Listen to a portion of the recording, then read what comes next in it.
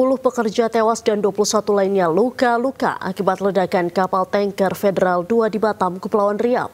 Polisi kini masih menyelidiki penyebab meledaknya kapal dengan menggelar olah tempat kejadian perkara.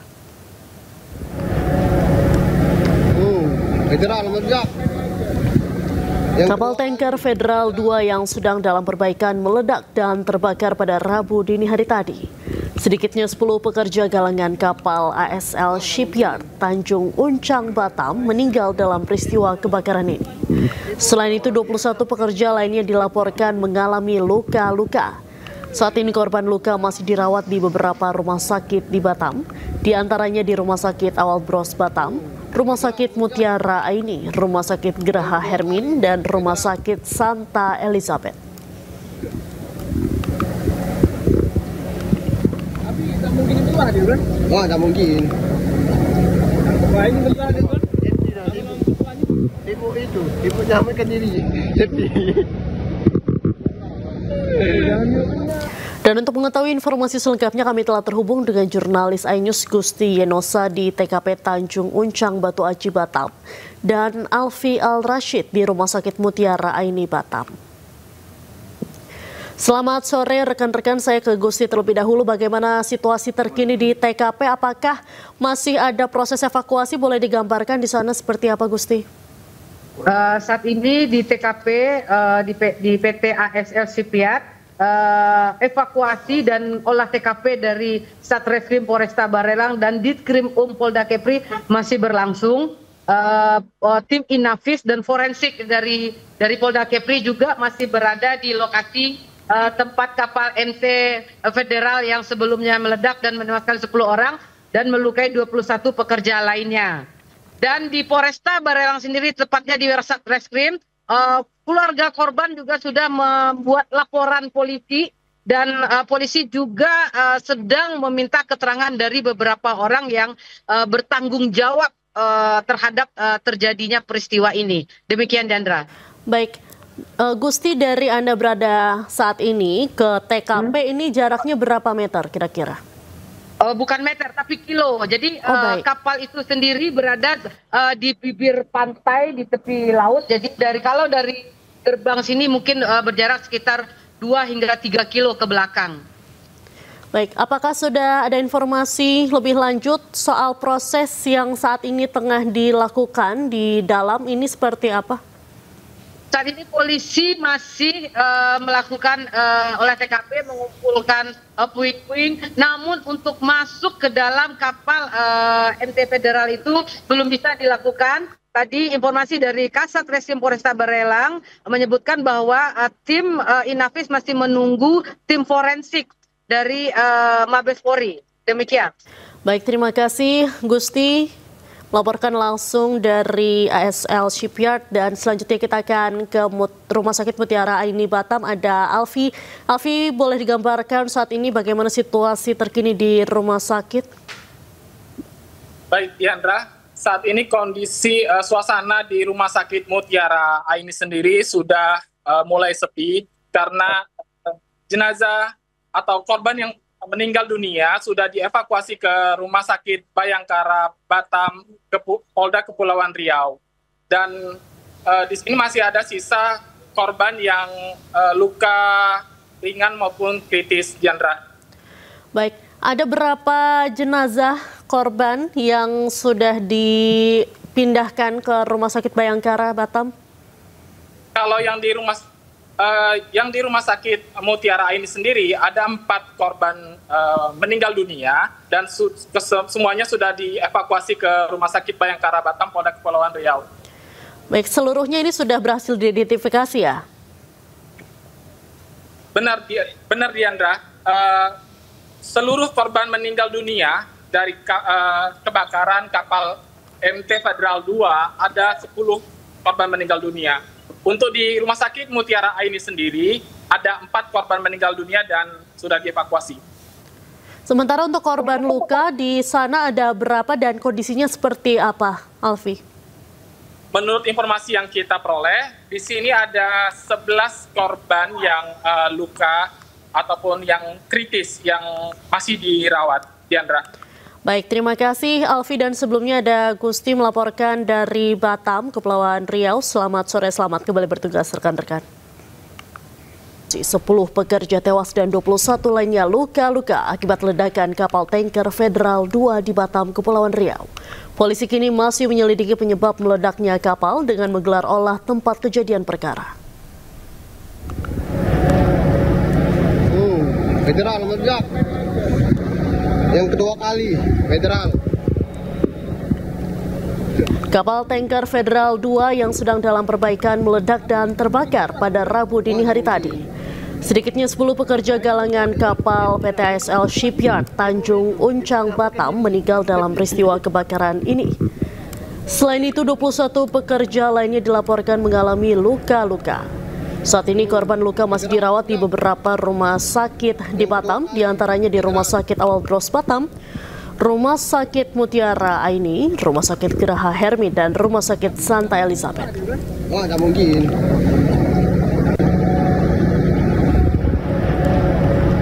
Sementara itu, suasana duka menyelimuti depan kamar jenazah Rumah Sakit Mutiara Aini, Batu Aji, Kota Batam.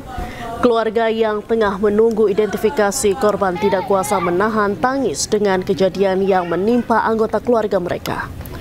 Seluruh korban meninggal sebelumnya telah dibawa ke Rumah Sakit Mutiara Aini ini untuk menjalani proses identifikasi.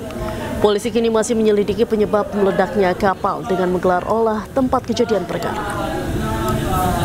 Jadi kecelakaan kerja di salah satu galangan kapal di daerah Tanjung Uncang ini, ya, sementara kita penyebabnya sedang dalam proses penyelidikan dari tim reskrim baik Polresta Barelang maupun Polda. Inafis kita sedang bekerja, sedang olah TKP. Nanti kita akan ketahuan penyebabnya itu apa dari kebakaran, dari kecelakaan kerja tersebut. Kejadiannya kapan, Jenderal? Sementara yang korban yang sudah diketahui yaitu sebanyak 28 orang. Meninggal? 10 diantaranya meninggal dunia, 18 masih dalam perawatan. Mudah-mudahan yang 18 ini bisa selamat dan masih dalam perawatan intensif di beberapa rumah sakit. Pemirsa, ledakan dahsyat terjadi pada sebuah rumah di perumahan Taman Palem Lestari, Cengkareng, Jakarta Barat. 2 orang dilaporkan mengalami luka bakar hingga 70% akibat ledakan yang diduga berasal dari tabung gas 12 kg. Titik ledakan sebuah rumah terekam kamera pengawas atau CCTV yang terpasang di rumah tetangganya. Dalam rekaman CCTV, seorang pria yang tengah memainkan ponsel di garasi rumahnya terkejut dan menyelamatkan diri saat ledakan terjadi. Nampak sejumlah puing terlempar, pagar dan tembok rumah juga hancur akibat ledakan.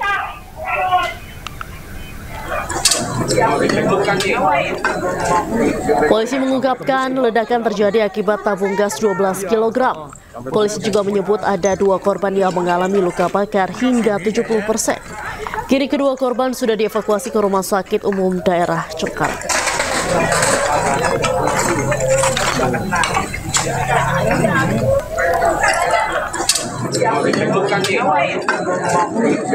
Sampai tembus ke dalam. Rumah saya kena. Iya, sampai tembus.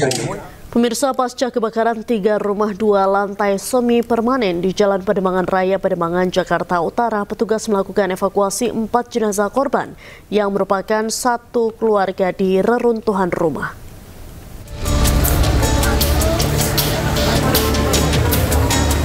Pasca kebakaran 3 rumah 2 lantai semi permanen di Jalan Pademangan Raya, Pademangan, Jakarta Utara, petugas melakukan evakuasi 4 jenazah korban yang merupakan satu keluarga di reruntuhan rumah.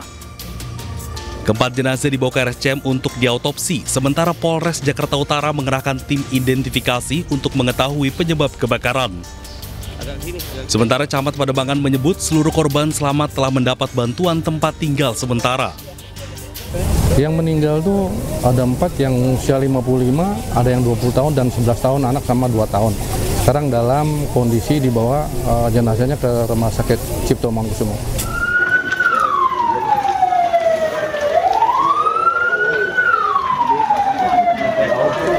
Sebelumnya 3 rumah 2 lantai semi permanen di Jalan Pademangan Raya, Pademangan, Jakarta Utara terbakar Rabu dini hari.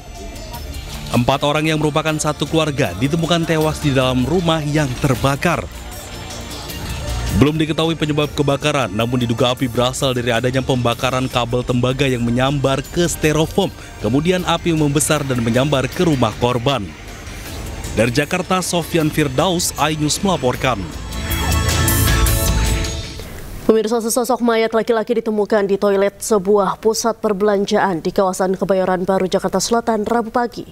Hasil penyelidikan diketahui tidak ada tanda-tanda kekerasan dan diduga kuat korban meninggal akibat sakit yang dideritanya.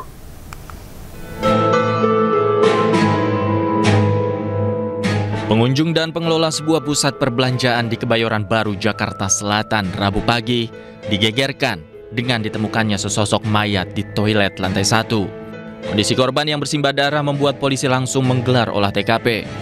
Hasil penyelidikan dan olah TKP tidak ditemukan tanda-tanda kekerasan terhadap korban.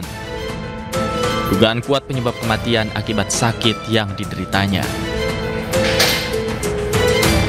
Telah ditemukan seorang laki-laki ya, umur kurang lebih 50 tahun, inisial S, ya, ditemukan tergeletak di kamar mandi umum ITC Fatmawati. Setelah kita datang ke lokasi bersama dengan piket ident dari Polres, ya, dari hasil identifikasi tidak ditemukan tanda-tanda kekerasan. Dan hasil dari pemeriksaan atau keterangan dari keluarga korban menerangkan bahwa korban mengalami.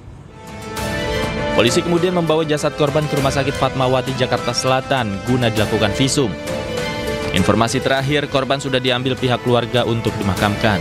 Dari Jakarta, Helmi Sajangbati, iNews melaporkan. Pemirsa, ledakan dahsyat terjadi pada sebuah rumah di perumahan Taman Palem Lestari, Cengkareng, Jakarta Barat.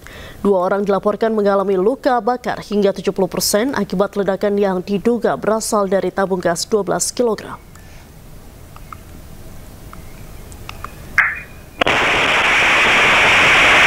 Detik-detik ledakan sebuah rumah terekam kamera pengawas atau CCTV yang terpasang di rumah tetangganya. Dalam rekaman CCTV, seorang pria yang tengah memainkan ponsel di garasi rumahnya terkejut dan menyelamatkan diri saat ledakan terjadi. Nampak sejumlah puing terlempar, pagar dan tembok rumah juga hancur akibat ledakan. Polisi mengungkapkan ledakan terjadi akibat tabung gas 12 kg. Polisi juga menyebut ada 2 korban yang mengalami luka bakar hingga 70%. Kini kedua korban sudah dievakuasi ke Rumah Sakit Umum Daerah Cengkareng.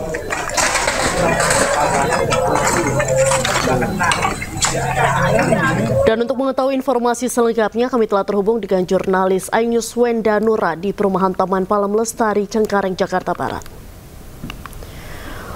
Wenda, selamat sore. Bagaimana situasi terkini pasca ledakan di sana?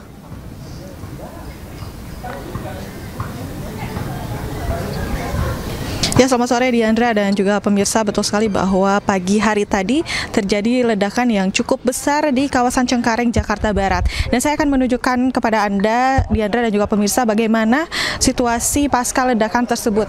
Nah, bisa dilihat Diandra, di belakang saya ini adalah rumah di mana terjadinya ledakan tersebut.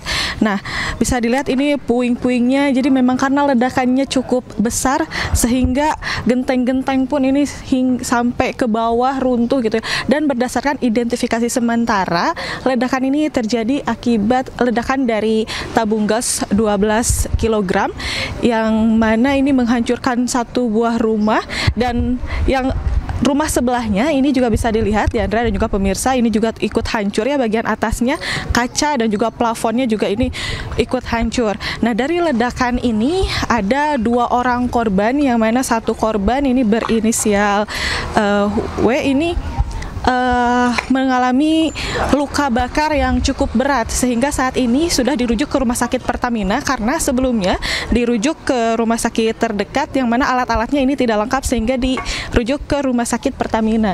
Jadi bisa dilihat ini lumayan parah ya Diandra dan juga pemirsa, reruntuhan rumahnya, dan kepolisian pun saat ini belum melakukan olah TKP dan nantinya jika ada olah TKP tentunya akan segera kami informasikan kepada Anda juga dan pemirsa di rumah. Diandra.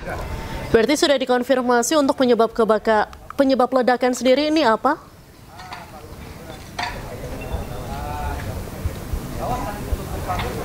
Iya, Diandra, berdasarkan informasi yang kami terima, ledakan di rumah yang berada di belakang saya ini berasal dari tabung gas 12 kg. Namun dari informasi yang kami terima pula, dari ledakan tersebut memang hanya terjadi ledakannya saja, tapi setelah ditelusuri ini tidak ada kebakaran di sekitar rumah, jadi hanya ledakannya saja yang mana bisa dilihat ini puing-puingnya pun hingga ke jalan, dan saat ini pun sebetulnya sudah ada polis line ataupun garis polisi sehingga warga ini sebetulnya tidak bisa mendekat, Diandra. Nah, untuk korban yang ada di rumah ini, yang terjadi ledakan ini adalah seorang ibu lansia dan tinggal sendiri berdasarkan informasi yang kami terima, sehingga saat ini sudah dilarikan ke rumah sakit tentunya untuk dilakukan pemeriksaan lebih lanjut, Diandra. Baik, terima kasih Wenda Nura melaporkan langsung dari Cengkareng, Jakarta Barat. Selamat sore, selamat kembali bertugas. Kita beralih ke informasi lain, pemirsa. Keracunan massal kembali terjadi di Bandung Barat. Kali ini terjadi di SMPN 1 Cisarua. 161 siswa keracunan usai menyantap menu MBG.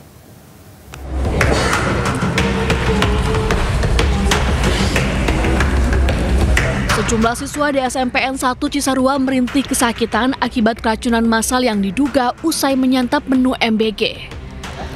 Total jumlah siswa yang keracunan mencapai 161 orang. Bupati Bandung Barat Jejarici Ismail mengecek langsung kondisi para siswa. Ia pun menyampaikan keprihatinan yang mendalam dan tekankan akan evaluasi menyeluruh program ini. Petugas medis hingga ambulans disiagakan di posko maupun fasilitas kesehatan rujukan. Tak hanya itu, kegiatan belajar mengajar di SMPN 1 Cisarua sementara dialihkan ke sistem pembelajaran daring hingga kondisi dinilai aman. Lakukan evaluasi ya mengenai MBG ini, pada dasarnya memang ini sudah saya sampaikan berkali-kali, program yang sangat baik sekali, cuman kalau tidak dievaluasi dengan tepat ya pasti akan terjadi seperti ini. Saya kedepannya ke BGN supaya melakukan evaluasi lagi lebih mendalam, apalagi ini kejadian sudah 2 kali ya. Hingga Rabu dini hari, 41 siswa masih dirawat di posko SMP 1 Cisarua. 55 siswa dirawat di beberapa rumah sakit. Rata-rata siswa yang keracunan mengalami sesak nafas, pusing, dan mual. Meski jumlah korban mencapai 161 orang, namun pemerintah Kabupaten Bandung Barat belum menetapkan kejadian luar biasa. Dari Bandung Barat, Yuwono Wahyu, iNews melaporkan. Badan Gizi Nasional kembalikan anggaran 70 triliun rupiah yang tak terserap ke Presiden Prabowo Subianto. Sementara itu, Menq RI Purbaya sebut yang dikembalikan BGN adalah anggaran tambahan 100 triliun rupiah yang diajukan tetapi belum dicairkan ke Menq.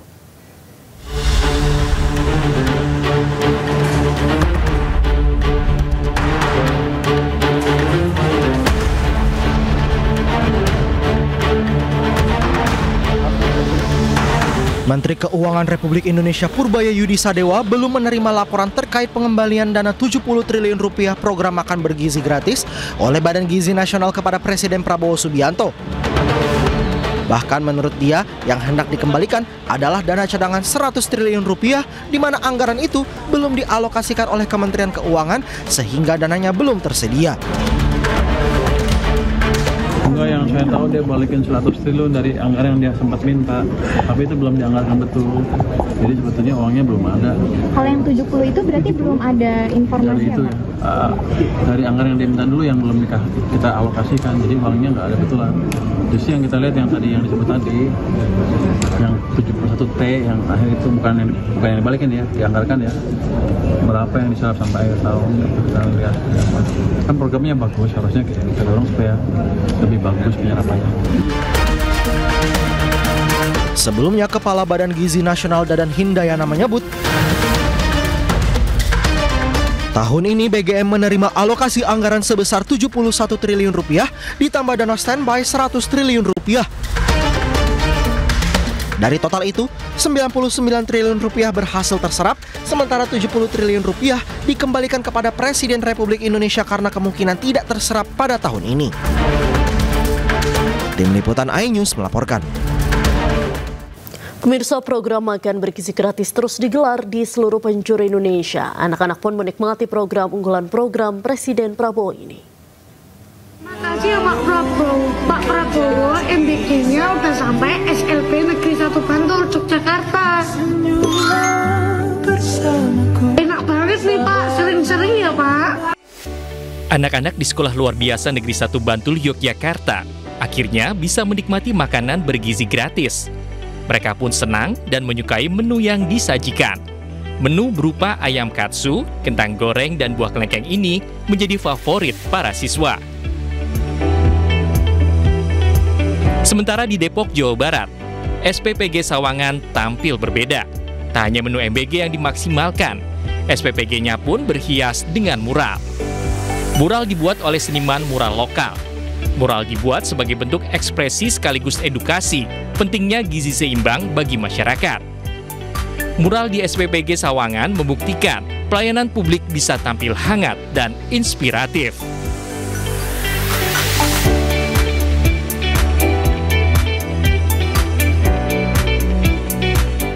Dua hari mogok sekolah, Wakil Gubernur Banten meminta Dinas Pendidikan menonaktifkan kepala sekolah. Pemirsa, kita beralih ke informasi selanjutnya. Wakil Gubernur Banten Dimyati Natakusuma meminta kepada Dinas Pendidikan untuk menonaktifkan sementara kepala sekolah SMAN 1 Cimarga Kabupaten Lebak agar lingkungan sekolah kondusif karena sudah 2 hari siswa melakukan aksi mogok belajar.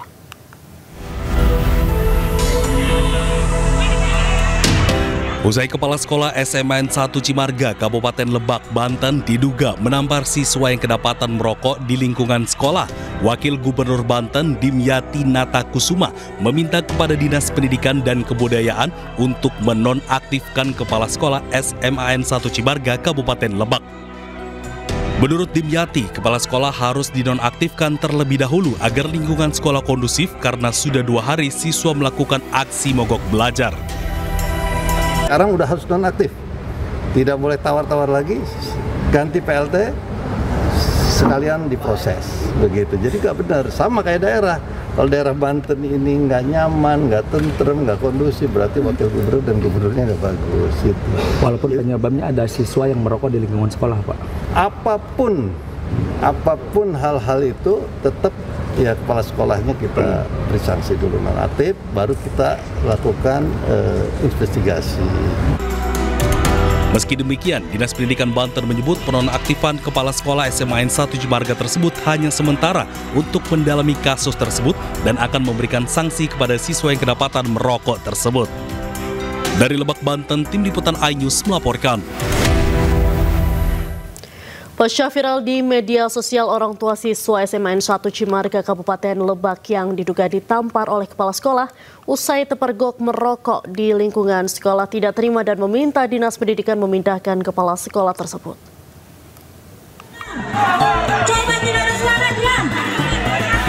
Pasca viral di media sosial orang tua siswa SMAN 1 Cimarga Kabupaten Lebak yang diduga ditampar oleh kepala sekolah usai terpergok merokok di lingkungan sekolah tidak terima dan meminta Dinas Pendidikan memindahkan kepala sekolah tersebut. Meski mengakui perbuatannya yang melanggar tata tertib, IL mengaku kaget atas tindakan tersebut dan tak menyangka masalahnya berujung kekerasan. Terus saya di belakang warung itu ngerokok, nggak lama ketemu kepala sekolah, otomatis saya kaget, lari, ngambuang rokok, terus rokoknya disuruh dicari sama kepala sekolah, ketemu, di situ kata kepala sekolah, bohong katanya, tadi udah lihat katanya rokoknya, suruh ketemu aja, jadi iya. Di situ nggak ada, nggak ketemu. Terus setelah itu, nggak lama kepala sekolah emosi, saya tendang sekali. Tendang? Iya. Apanya yang tendang? Belakangnya. Punggung? Kaki? Iya. Sementara orang tua siswa IL menyayangkan perlakuan oknum kepala sekolah yang seharusnya memberi pembinaan tanpa kekerasan. Orang tua IL juga melaporkan oknum kepala sekolah tersebut ke polisi. Pengennya mas saya kepala sekolahnya nggak di situ lagi Pak. Kalau misalnya di situ nanti anak saya kena mental. Kena mental. Jadi udah nggak mau Bu ya situ ya. Hingga kini laporan sudah diterima oleh Kepolisian Polres Lebak dan masih tahap penyelidikan. Sebelum ratusan siswa SMA Negeri 1 Cimarga berhamburan ke halaman sekolah melakukan aksi menolak kekerasan di lingkungan pendidikan di Kabupaten Lebak, Banten. Aksi ini dipicu setelah seorang siswa dipukul oleh kepala sekolah lantaran terpergok merokok. Aksi protes berlangsung damai namun penuh emosi. Beberapa guru mencoba menenangkan para siswa. Sementara orang tua murid menuntut kepala sekolah SMA Negeri 1 Cimarga untuk segera dipindahkan dan akan menuntut jalur hukum. Dari Serang, Banten, Mahesa Apriandi, iNews melaporkan. Dan untuk mengetahui informasi selengkapnya kami telah terhubung dengan Gubernur Banten Andra Soni. Selamat sore Pak Andra, apa kabarnya?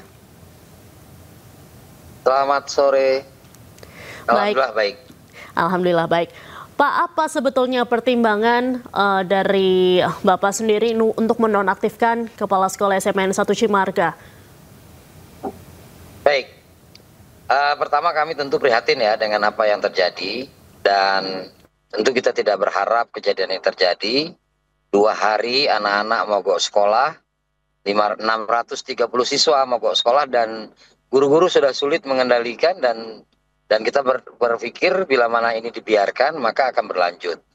Maka kami putuskan Dindik atas hasil investigasi dan telah memanggil terkait, diputuskan untuk menonaktifkan sementara dan siswa kembali ke kelas. Alhamdulillah tadi setelah 2 hari siswa sudah kembali ke kelas dan saya langsung memediasi antara kepala sekolah dengan siswa yang bersangkutan. Di sana disampaikan oleh siswa yang bersangkutan bahwa betul beliau melanggar disiplin dan mendapatkan teguran atau mendapatkan teguran dari kepala sekolah. Dan kepala sekolah juga telah menyampaikan bahwa betul kepala sekolah juga mungkin dalam kondisi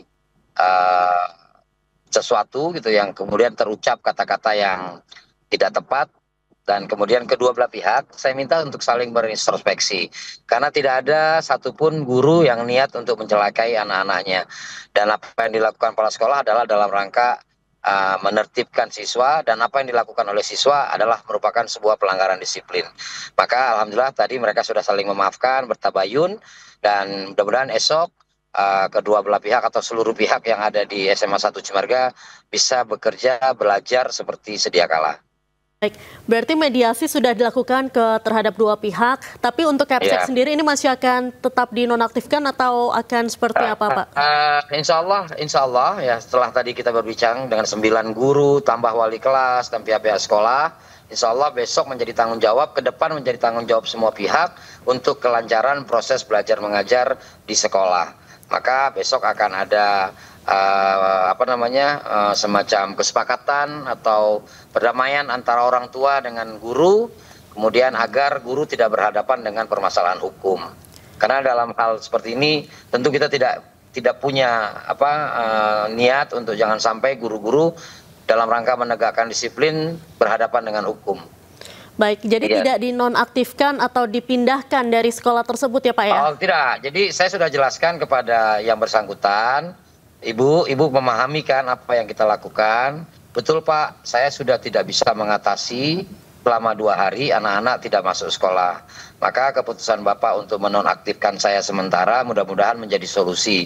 Dan alhamdulillah itu menjadi solusi sementara untuk supaya anak-anak bisa masuk ke kelas. Nah, besok kita pulihkan lagi posisi Ibu Kepala Sekolah sambil kita terus melakukan investigasi karena pertama terkait disiplin tetap harus melalui proses, inspektorat akan melakukan tugasnya dan kemudian terkait dengan laporan hukum semoga pihak orang tua bisa berdamai dan mencabut laporannya. Demikian. Baik. Kalau kita lihat kan banyak ya Pak kasus-kasus yang mengkriminalisasi guru karena menindak siswanya atau mendisiplinkan siswanya yang melakukan pelanggaran. Tanggapan Bapak seperti apa? Ya dalam kasus-kasus tertentu memang terkesan kriminalisasi, tapi di kasus-kasus tertentu memang terjadi penganiayaan. Maka memang ya kita harus betul-betul lebih ketat lagi dalam melakukan pengawasan. Nah dalam kasus Ibu Dini ini dengan Indra ini lebih kepada akumulasi, artinya bahwa Ibu Dini ini terkenal di sekolahnya adalah guru yang sangat ketat terhadap disiplin. Nah, pembiasaan-pembiasaan tersebut mungkin belum bisa diini oleh anak-anak. Tapi prinsipnya sekolah kan memang tempat untuk mendisiplinkan anak. Guru punya waktu dari jam 7 sampai dengan setengah 3. Sisanya adalah tanggung jawab orang tua.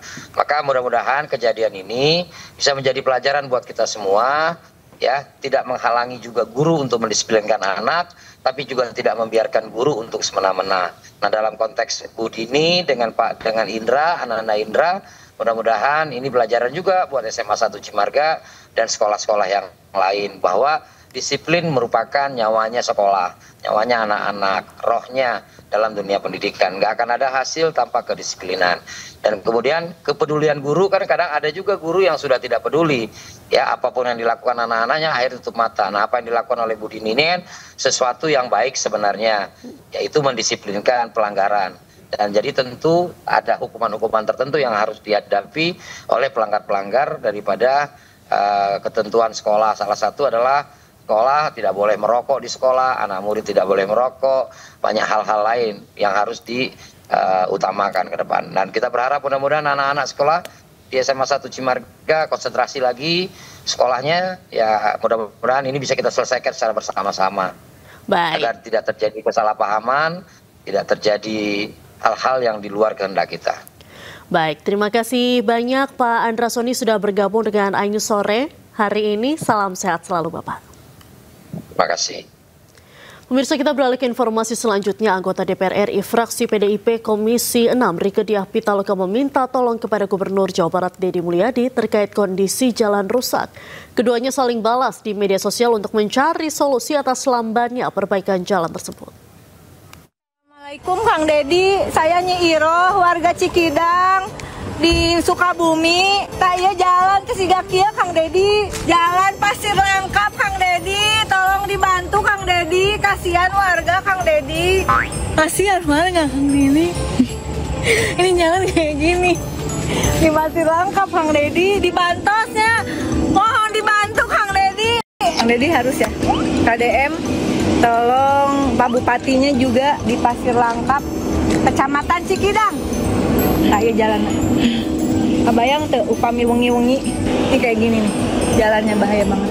Dalam video yang diunggah melalui akun Instagram @riekediahp menyampaikan langsung rusaknya jalan di Pasir Langkap, Kecamatan Cikidang, Sukabumi, Jawa Barat.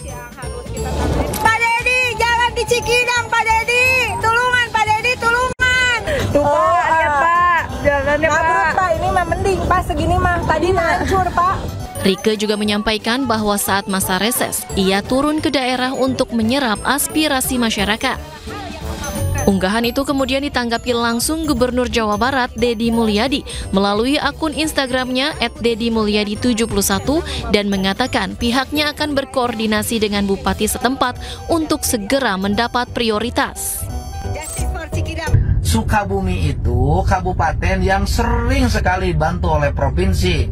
Dari mulai jalan, bangunan rumah, masyarakat yang bermasalah. Itu jalan Cikidang itu masuknya jalan apa? Jalan kabupaten apa jalan provinsi? Rarasaan mah itu jalan kabupaten. Kelihatannya tanahnya tanah perhutani.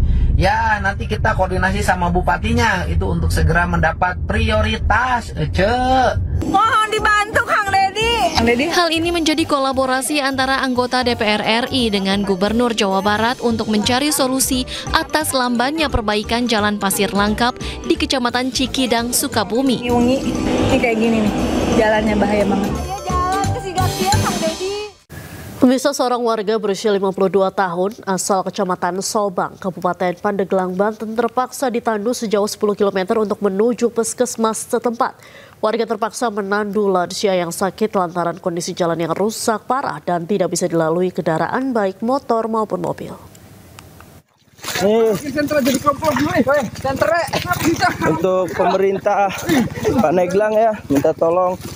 Ini jalannya sangat rusak, ditolong dibantu.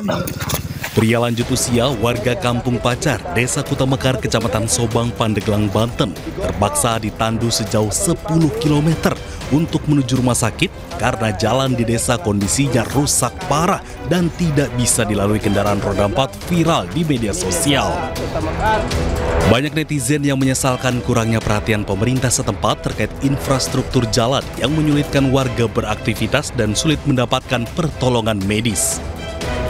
Kemarin tuh kan suami saya sakit, terus kan beratnya pakai motor tuh kan nggak bisa karena jalannya rusak gitu, jadi harus ditanduk gitu kan.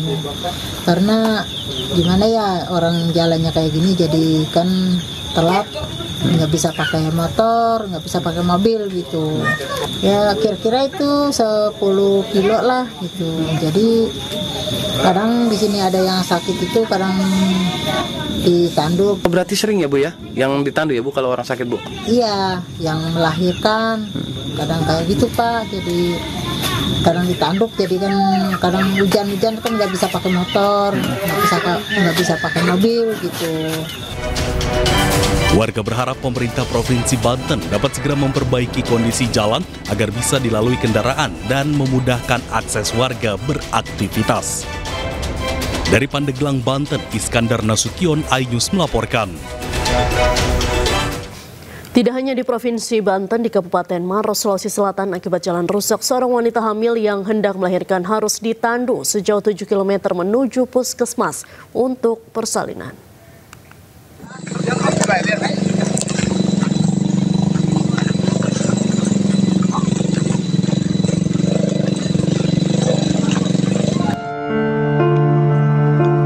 Seorang wanita hamil yang hendak melahirkan di Dusun Cindako, Desa Bontosamba, Kecamatan Tompo Bulu, Kabupaten Maros, Sulawesi Selatan, harus ditandu sejauh 7 km menuju Puskesmas Tompo Bulu agar mendapatkan penanganan persalinan. Ibu muda bernama Nina ini tidak dapat dievakuasi menggunakan kendaraan karena jalan di desa rusak parah.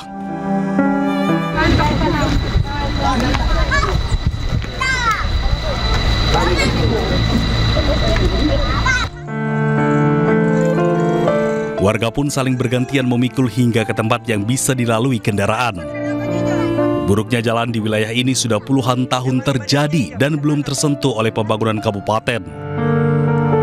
Kepala desa setempat berharap segera ada perbaikan infrastruktur di Desa Cindako dari pemerintah kabupaten. Saya berharap kepada pemerintah kiranya dapat memperhatikan tempat kami di Desa Bontosamba, khususnya di Cindako, untuk memperlancar baik itu kesehatan, bidang pendidikan, dan juga pertanian. Setelah berhasil menjalani proses lahiran dan 2 hari menjalani perawatan medis, Nina bisa kembali pulang ke rumahnya meski dengan berjalan kaki sejauh 7 km sambil menggendong bayi yang baru saja ia lahirkan. Dari Kabupaten Maros, Sulawesi Selatan, Wahyu Ruslan, iNews melaporkan.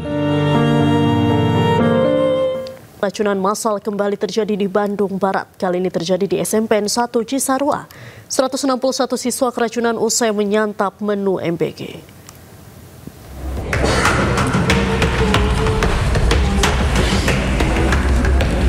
Sejumlah siswa di SMPN 1 Cisarua merintih kesakitan akibat keracunan massal yang diduga usai menyantap menu MBG. Total jumlah siswa yang keracunan mencapai 161 orang. Bupati Bandung Barat Jaja Rici Ismail mengecek langsung kondisi para siswa. Ia pun menyampaikan keprihatinan yang mendalam dan tekankan akan evaluasi menyeluruh program ini. Petugas medis hingga ambulans disiagakan di posko maupun fasilitas kesehatan rujukan. Tak hanya itu, kegiatan belajar mengajar di SMPN 1 Cisarua sementara dialihkan ke sistem pembelajaran daring hingga kondisi dinilai aman. Lakukan evaluasi ya mengenai MBG ini, pada dasarnya memang ini sudah saya sampaikan berkali-kali, program yang sangat baik sekali, cuman kalau tidak dievaluasi dengan tepat ya pasti akan terjadi seperti ini. Saya kedepannya ke BGN supaya melakukan evaluasi lagi lebih mendalam, apalagi ini kejadian sudah 2 kali ya. Hingga Rabu dini hari, 41 siswa masih dirawat di posko SMP 1 Cisarua. 55 siswa dirawat di beberapa rumah sakit. Rata-rata siswa yang keracunan mengalami sesak nafas, pusing, dan mual. Meski jumlah korban mencapai 161 orang, namun pemerintah Kabupaten Bandung Barat belum menetapkan kejadian luar biasa. Dari Bandung Barat, Yuwono Wahyu, iNews melaporkan. Badan Gizi Nasional kembalikan anggaran 70 triliun rupiah yang tak terserap ke Presiden Prabowo Subianto. Sementara itu, Menteri Keuangan RI Purbaya sebut yang dikembalikan BGN adalah anggaran tambahan 100 triliun rupiah yang diajukan tetapi belum dicairkan oleh Kemenkeu.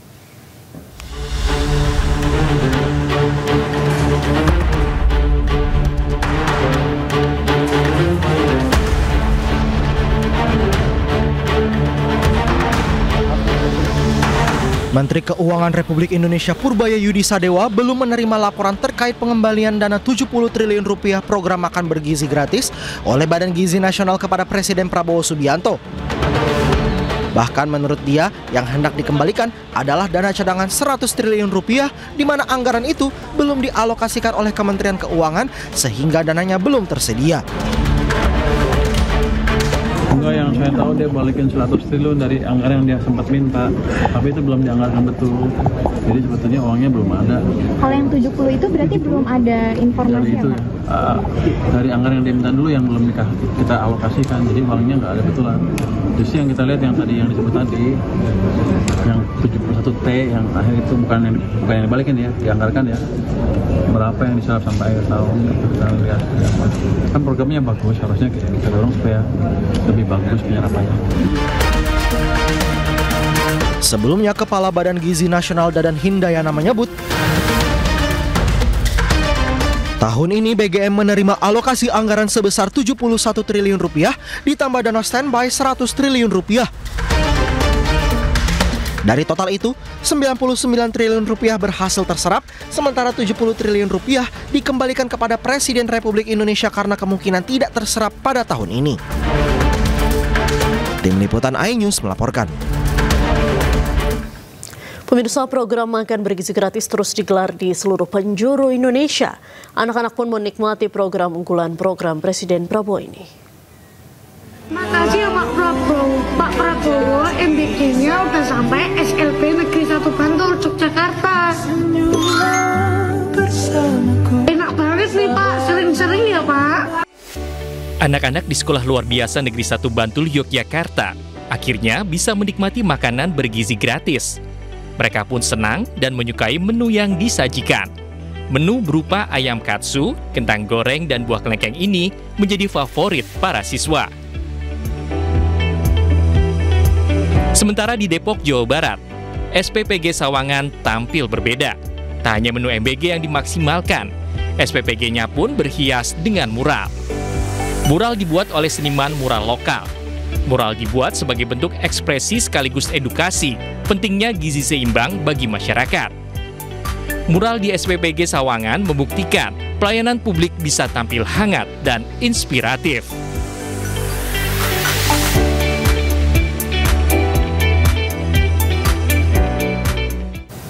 Kita ke informasi lain, pemirsa. Pakar telematika Roy Suryo mendapat lawan seimbang dalam program Rakyat Bersuara yang dipandu oleh Aiman Wicaksono. Sahabat Sylvester Matutina, Diana Murni melontarkan sindiran tajam pada Roy saat ia menyinggung terkait panci dan hati beracun. Kalau yang menanyakan ijazah itu umpamanya Puan Maharani atau AY, saya percaya. Tetapi kalau Roy Suryo, nggak, maksudnya kan apa kita udah tahu dia. Roy Suryo ini kan mulai awal, ya saya kasih tahu loh, tidak ada ini orang ini ngomong tidak apa? ada tokoh-tokoh yang bermasalah yang bertanya ini, hanya Roy Suryo.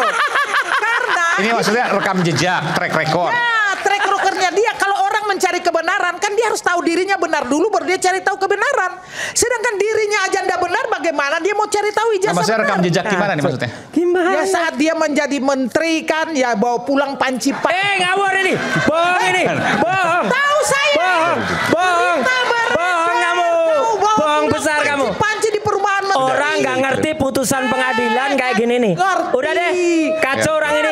Kacau dari mana? Kacau. Saya tahu lu hanya mencari panggung panjang dengan ijazah. Kamu itu cari panggung. Padahal. Udah deh, buka baju aja deh. Sesuai janjinya aja deh. Sesuai janji. Sementara itu, Dr. Tifa dalam program Rakyat Bersuara tadi malam menyindir keras relawan Jokowi. Dr. Tifa meminta agar relawan Jokowi tidak menjual pakaian dalam secara simbolik demi mencari sorotan publik. Ini saya lihat ya, banyak wanita yang ada di ruangan ini. Begitu juga dengan Ibu Diana, ya.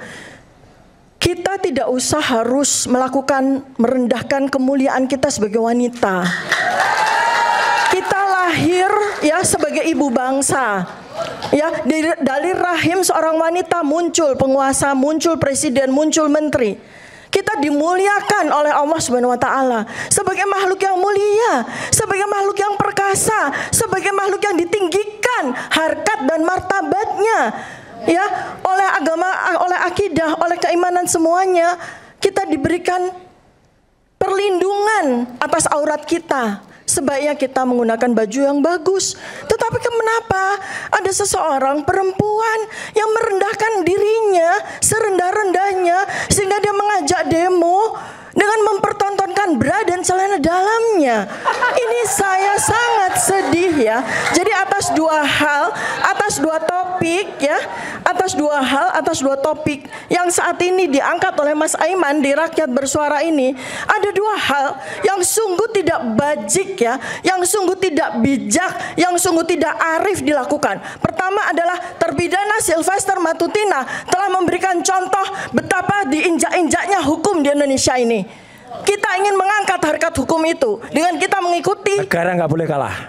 Dengan kita mengikuti sebagai warga negara yang baik, kita patuh mengikuti. Tetapi kami sebagai warga negara, kami punya legal standing untuk melakukan apa yang menjadi hak dan kewajiban kami sebagai akademisi untuk mengungkapkan kebenaran. Pemirsa, Menteri Hukum dan HAM 2004 hingga 2007 Hamid Awaludin menyebut Yusuf Kala belum pernah memaafkan Sylvester Matutina. Pernyataan ini langsung dibantah keras kuasa hukum Sylvester, Zefrin Boykano. Berikut cuplikan Rakyat Bersuara yang dipandu oleh Aiman Wicaksono. Bertanya, itu Prof ini bicara dengan Pak JK itu kapan? Karena Pak JK sampai saat ini tidak berani ngomong bahwa beliau tidak pernah berjumpa, tidak pernah berdamai dengan Bung Sylvester. Itu persoalannya, Bung. Soal itu ada dua sisi, tapi yang saya tanyakan ketika Anda katakan tadi 2019, maka sudah ada putusan pengadilan negeri, bahkan Mahkamah Agung. Tidak masuk akal tadi sampaikan oleh Prof. Hamid, kalau minta maaf itu kemudian setelah putusan, kan udah selesai kasusnya, itu ya, pidana. Itu persoalan hukum yang lain. Yang kita bicara sekarang konteksnya enggak, justru Pak JK itu pernah memaafkan Sylvester atau tidak? Kan itu konteksnya bicara. Ya, orang dekatnya mengatakan kalau konteks demikian. itu kita nggak ada masalah di situ. Bukan, itu nanti ada upaya PK atau justru saya mau tanya itu, Pak. Kalau bagaimana logikanya ketika kasusnya sudah diputuskan Mahkamah Agung, maka dilakukan permohonan maaf, kan nggak menghapus pidana? Itu kita sepakat, kalau itu nggak ada masalah. Ya, gimana? Menjelaskan itu gimana? Penjelasannya yang kita maksudkan segini adalah Bung Aiman, bahwa kata Prof. Awaludin ini ya, beliau mendengar langsung dari Pak JK bahwa tidak ada terjadi perdamaian. Ini pertanyaan saya, kapan bicara dengan Pak JK? Sampai saat ini Pak JK tidak pernah statement bahwa dia tidak pernah jumpa dengan Bung Sylvester, tidak pernah memaafkan. Itu persoalannya, ya kan? Dan itu bisa upaya hukum kok. PK itu bisa dipakai. Oke, silakan, Prof. Itu loh, Bung. Ya, saya kira begini. Ini saudara ini terlampau melebar kemana-mana. Very simple. Logika kita pakai ya. Ini kan main case-nya ini adalah kenapa belum dieksekusi. Itu kan masalahnya kan? Iya. Beliau mengangkat. Dan dari dulu pihak Pak Sylvester mengatakan sudah ada perdamaian. Logika itu saya pakai dengan melihat kronologi waktu. Bagaimana mungkin perdamaian bisa menghentikan eksekusi? Karena ini kasus pidana. Sebenarnya simpel sekali. Iya, tadi saya tanyakan itu. Anda tanya saya, apakah Pak JK pernah bertemu Sylvester dan memaafkan? Pengetahuan saya dengan bertanya ke beliau dan orang-orang lain itu tidak pernah terjadi. As simple as that sebenarnya. Ya, ya. Clear apa yang disampaikan oleh Prof. Hamid? Kalau saya kira itu terlalu berlebihan. Itu ada foto-fotonya bersama Pak JK. Kalau tidak bertemu tidak benar juga. Oke, baik. Emang setidak lagi ini beliau ya bahwa foto-foto itu tidak mewakili kebenaran soal permintaan maaf. Kejadian itu bisa saja bertemu. Namanya pejabat publik bisa bertemu siapapun kan. Dan ingat, setiap ada tamu pasti teragendakan dan terregister dan tercatat semua itu. Itu loh. Dan pada waktu itu tidak tercatat, Prof. Hamid? Tidak ada. Tidak ada. Anda sudah menanyakan ke saya tanya sekretaris? Ke bagian sekretaris, tidak pernah ada pertemuan ya yang tercatat ada membicarakan masalah perdamaian pidana ini. Tidak ada. Nanti saya bantu cek fotonya, Prof. Peta datanya nanti jelas kalau palsu nanti udah. Gampang. Urusan foto, urusan sepele. Terima kasih Prof. Terima kasih Prof. Hamid Audin. Clear apa yang disampaikan oleh Prof. Hamid. Baik, terima kasih. Menyerahkan jenazah 4 sandera ke Israel melalui Komite Internasional Palang Merah.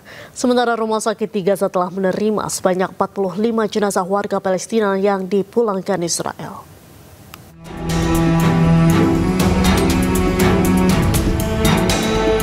Hamas memulangkan jenazah sandera Israel secara bertahap. Usai fase pertama kesepakatan perdamaian antara Hamas dan Israel disetujui.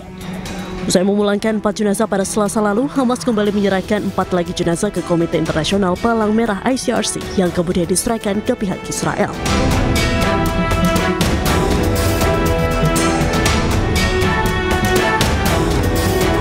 Setibanya di Israel, keempat jenazah dibawa ke lembaga forensik di Tel Aviv untuk dilakukan identifikasi sebelum jenazah diserahkan ke keluarga masing-masing.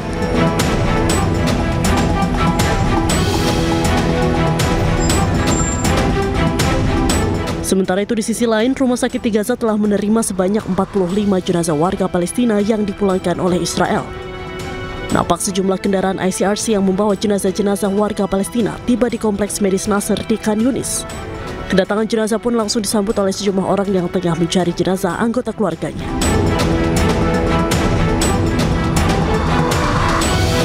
Sebuah komite khusus akan memeriksa dan mengidentifikasi ke-45 jenazah tersebut. Beberapa di antaranya dapat dikenali dengan jelas, sementara yang lainnya memerlukan penyelidikan lebih lanjut.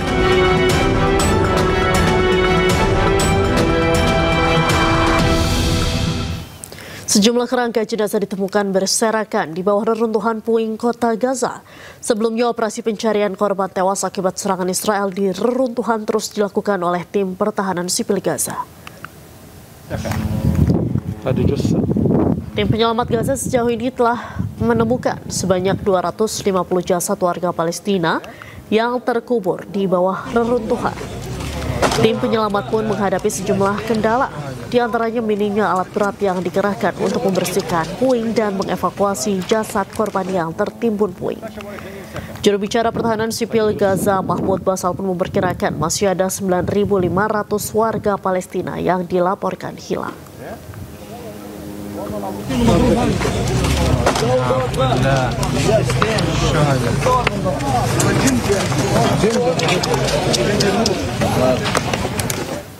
Usai gencatan senjata disepakati antara Hamas dan Israel, kini muncul gangster bentukan Israel di Gaza. Dan untuk membahas lengkapnya kami telah terhubung dengan aktivis kemanusiaan Muhammad Hussein. Selamat sore Mas Hussein, apa kabarnya? Selamat sore Mbak Diandra, alhamdulillah baik. Alhamdulillah baik. Mas Hussein, viral nih di media sosial, Hamas mengeksekusi warga Palestina yang notabene-nya merupakan geng penjahat. Nah, geng penjahat atau gangster ini sebetulnya ini bentukan Israel atau apa nih Mas? Jadi kemunculan geng ekstremis yang memang sejak awal ini didanai dan dipelihara oleh Israel ini bukan sekarang aja ya, tapi sejak pertengahan 2024 itu sudah muncul, dan mereka ini memang adalah orang-orang yang sejak awal memiliki pemahaman radikal yang mudah sekali diarahkan untuk kepentingan Zionis, dan mereka dipersenjatai kemudian juga diberikan kendaraan. Itu kalau bagi teman-teman jurnalis dan teman-teman kami di Gaza, di dalam grup-grup kami itu sudah bukan rahasia, meskipun mungkin terbongkarnya baru kali ini. Jadi mereka itu dipimpin oleh satu orang namanya Yasir Abu Shabab, yang memang beberapa kali militer Israel sendiri sudah mengakui bahwa pihaknya memang bekerjasama dengan militan-militan ekstremis dan pengkhianat di kalangan warga Gaza itu untuk mengikis atau untuk merongrong para pejuang-pejuang yang ada di Gaza, dan ini juga sudah terverifikasi juga, dan perlu dipahami juga kalau selama ini ada media-media Israel yang memframing bahwa bantuan-bantuan kemanusiaan itu dijarah ya oleh pasukan bersenjata, lalu mereka mengatakan ini adalah pasukan-pasukan Hamas yang menjarah. Sebetulnya kalau kita lihat lebih dekat lagi, wajah-wajahnya itu bukan para pejuang-pejuang Gaza, itu adalah geng-geng bersenjata yang tadi disengaja dilahirkan dan dikoordinir oleh Israel sendiri. Jadi mereka ini menunjukkan betapa liciknya mereka. Selain mereka juga memanfaatkan ketiadaan pasukan pengamanan di Gaza, lalu mereka bentuk geng senjata, dan mereka memframing juga bahwa seolah ini adalah gerakan-gerakan Hamas. Karena kita tahu gerakan Hamas ini ketika muncul di permukaan, mereka memiliki simbol-simbol tertentu dan menggunakan gestur-gestur tertentu yang itu sangat mudah sekali dibedakan. Jadi geng-geng bersenjata yang selama ini terlihat di atas struktur bantuan, kemudian menembaki mereka yang mendekat, itu memang sejak awal diketahui oleh warga Gaza adalah geng binaan Israel sendiri. Baik, jadi gangster ini didanai, dilindungi Israel, bahkan dipersenjatai, dan yang ada di bantuan beberapa titik bantuan kemanusiaan itu ternyata yang melakukan penyerangan atau penembakan kepada warga Palestina itu ternyata geng penjahat ini, Mas Hussein. Bukan di titik-titik bantuannya, tapi kalau kita lihat video-video beredar, jadi ada kontainer-kontainer yang bergerak di jalan gitu kan. Kemudian di atasnya itu ada beberapa orang bersenjata gitu ya. Itulah yang saya maksudkan. Namun biasanya bantuan ini itu dibawa ke gedung-gedung atau gudang-gudang dan memang itu dikuasai oleh gangster ini. Ya, kemudian itulah salah satu cara Israel untuk melahirkan konflik sosial. Maka saya selalu katakan bahwa PR kita masih panjang. Israel ketika mereka menguasai Gaza selama 2 tahun terakhir, itu mereka memang mempersiapkan ranjau-ranjau. Dalam hal ini kita bisa katakan ranjau, literally ranjau bom eksplosif ataupun ranjau sosial yang akan bisa meledak kapanpun seperti bom waktu. Dan itu yang sekarang kita lihat. Makanya satu hari ketika gencatan senjata diumumkan, di Gaza ini ada satu kelompok namanya Tajammu' al-Ashair. Artinya ini adalah forum keluarga-keluarga atau kabilah-kabilah yang mereka semua bersatu padu untuk menyepakati bahwa kalau ada anak-anak kami dari kabilah kami atau dari keluarga kami, keluarga besar kami itu yang selama perang itu teridentifikasi, terkonfirmasi bekerja dengan Israel, maka kami tidak akan melindungi mereka. Nah, ini penting karena tujuan utama Israel itu membiayai beberapa keluarga ini dengan senjata mereka dan dengan logistik mereka itu untuk memecah belah. Namun masalahnya warga Gaza ini sudah bukan hal baru bagi mereka menghadapi tantangan seperti ini.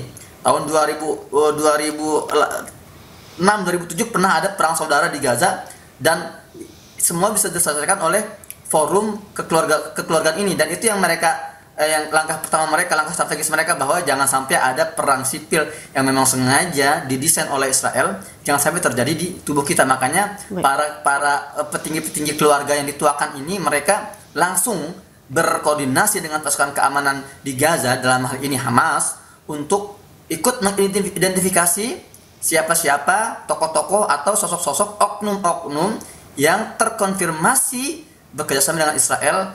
Bahkan mereka juga sekali lagi membuka diri mereka dan mereka memiliki komitmen tidak akan melindungi siapapun meskipun itu anak kami, cucu kami, ponakan kami, selama dia terbukti memang memiliki hubungan dengan Israel, maka kami tidak akan lindungi. Baik, nah meskipun gencatan senjata kemudian juga dengan adanya gangster yang didanai dan dilindungi oleh Israel ini, nanti untuk efek jangka panjangnya seperti apa? Kan tadi Mas Hussein bilang ini seperti ranjau yang sudah ditanam nih di dalam warga Gaza sendiri. Ya, makanya itulah pentingnya kita segera bergerak. Kalau Pak Prabowo mengatakan sudah berencana mengirimkan 20.000 pasukan perdamaian Indonesia ke Gaza, ini harus segera direalisasikan. Karena semakin kita membiarkan Gaza dalam kondisi seperti ini, maka semakin jumlah korban bisa terus berjatuhan ya antara antara sipil ya. Nah, namun biasanya kalau kita melihat tradisinya ya, kalaupun terjadi misalnya baku tembak antara gangster dengan para pejuang-pejuang Gaza ini, ya ini nggak memakan waktu lama. Karena sekali lagi warga Gaza mereka punya pengalaman panjang terkait ini, mereka sudah memiliki semacam regulasi bagaimana sih kita ini membersihkan Gaza dari antek-antek oknum-oknum, dan mereka semua sudah paham, mereka sudah punya satu suara sejak awal, mereka sama-sama berdiri bersama para pejuang-pejuang Gaza.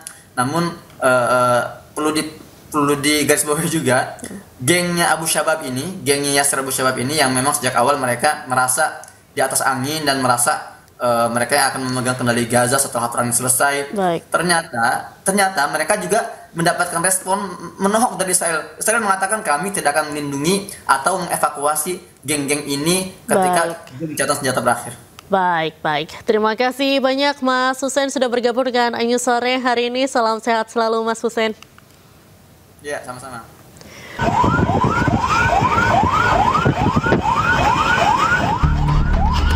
Petugas damkar melaju dengan kecepatan tinggi di Tol Cisumdawu, Sumedang, Jawa Barat. Para petugas langsung berjibaku memadamkan kobaran api yang melalap sebuah mobil yang dikendarai oleh seorang mahasiswa di jalur B KM 158 Tol Cisumdawu arah Sumedang menuju Bandung. Akibat kejadian, korban tewas di lokasi. Polisi yang tiba di lokasi menggelar olah TKP. Diduga kecelakaan lantaran mobil hilang kendali mengarah ke kiri jalan, lalu menabrak rambu hingga terpental memasuki jalur darurat dan terbakar.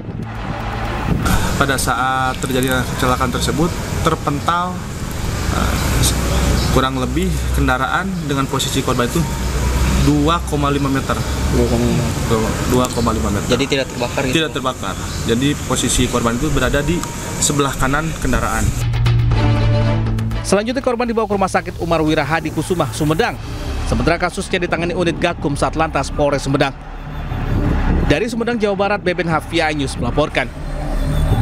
10 pekerja tewas dan 21 lainnya luka-luka akibat ledakan kapal tanker Federal 2 di Batam, Kepulauan Riau. Polisi kini masih menyelidiki penyebab meledaknya kapal dengan menggelar olah tempat kejadian perkara.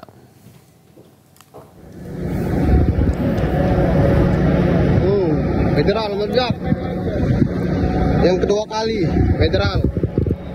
Kapal tanker Federal 2 yang sedang dalam perbaikan meledak dan terbakar pada Rabu dini hari. Sedikitnya 10 pekerja galangan kapal ASL Shipyard Tanjung Uncang Batam meninggal dalam peristiwa kebakaran ini.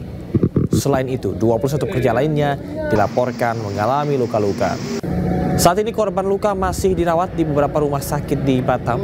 Di antaranya adalah di Rumah Sakit Awal Bros Batam, Rumah Sakit Mutiara Aini, Rumah Sakit Geraha Hermin, dan Rumah Sakit Santa Elizabeth.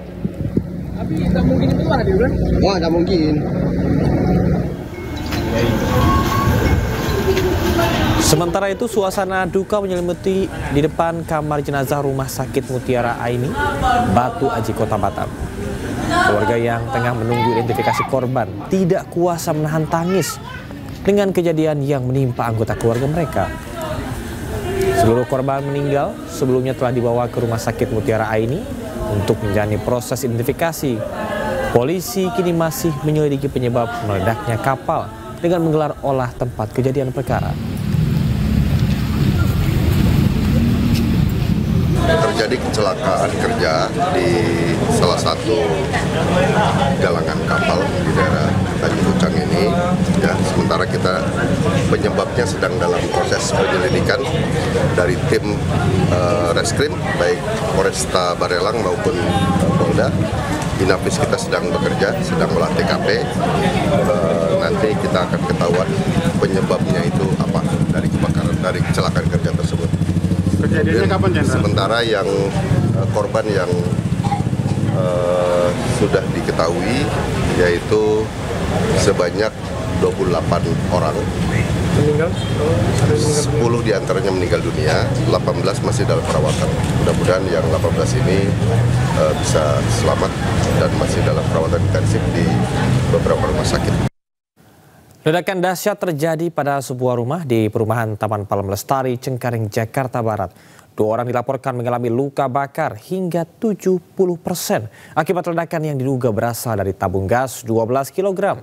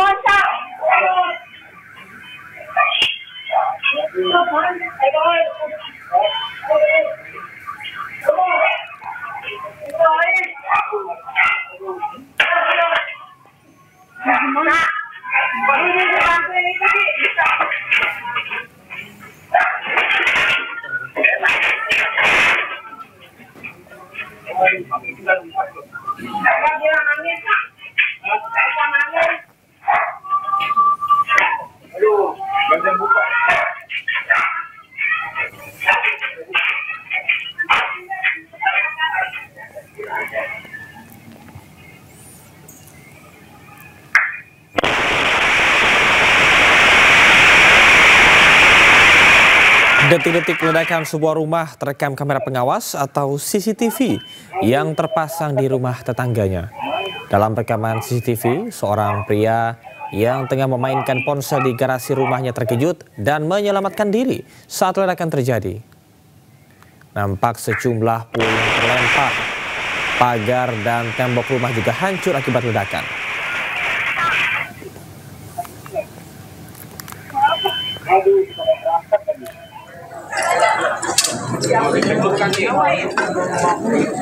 Sampai tembus ke dalam.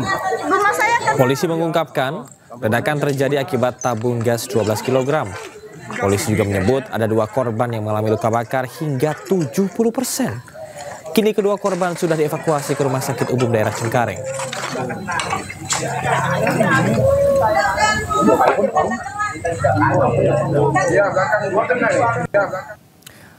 Pasca kebakaran 3 rumah 2 lantai semi permanen di Jalan Pademangan Raya Pademangan Jakarta Utara, petugas melakukan evakuasi 4 jenazah korban yang merupakan satu keluarga di reruntuhan rumah.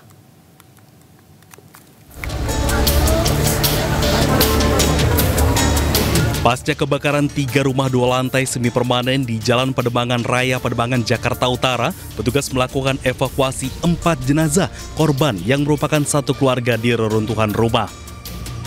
Keempat jenazah dibawa ke RSCM untuk diautopsi, sementara Polres Jakarta Utara mengerahkan tim identifikasi untuk mengetahui penyebab kebakaran. Sementara Camat Pademangan menyebut seluruh korban selamat telah mendapat bantuan tempat tinggal sementara. Yang meninggal tuh ada 4 yang usia 55, ada yang 20 tahun dan 11 tahun, anak sama 2 tahun. Sekarang dalam kondisi dibawa jenazahnya ke Rumah Sakit Cipto Mangunkusumo.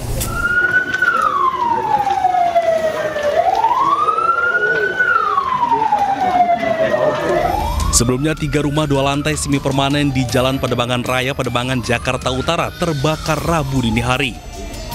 4 orang yang merupakan satu keluarga ditemukan tewas di dalam rumah yang terbakar. Belum diketahui penyebab kebakaran, namun diduga api berasal dari adanya pembakaran kabel tembaga yang menyambar ke styrofoam. Kemudian api membesar dan menyambar ke rumah korban. Dari Jakarta, Sofyan Firdaus, iNews melaporkan. Sesosok mayat laki-laki ditemukan di toilet sebuah pusat perbelanjaan di kawasan Kebayoran Baru, Jakarta Selatan, Rabu pagi. Hasil penyelidikan diketahui tidak ada tanda-tanda kekerasan dan diduga kuat korban meninggal akibat sakit yang dideritanya.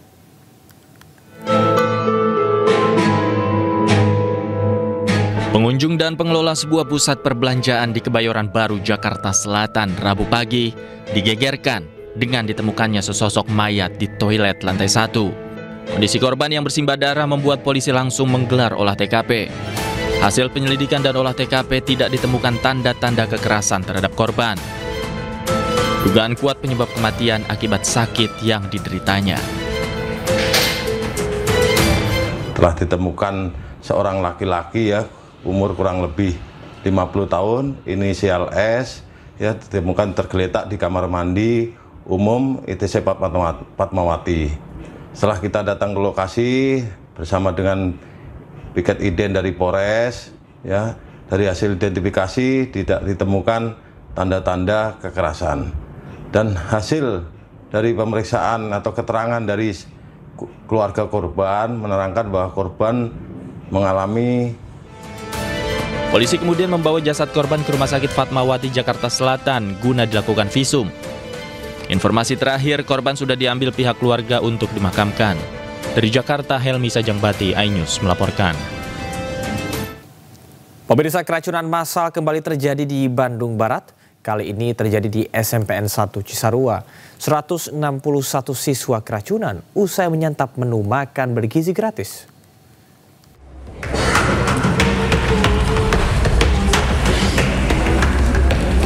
Sejumlah siswa di SMPN 1 Cisarua merintih kesakitan akibat keracunan massal yang diduga usai menyantap menu MBG.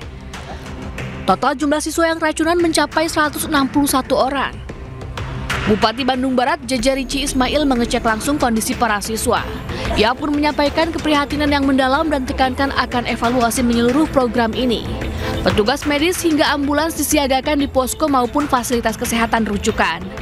Tak hanya itu, kegiatan belajar mengajar di SMPN 1 Cisarua sementara dialihkan ke sistem pembelajaran daring hingga kondisi dinilai aman.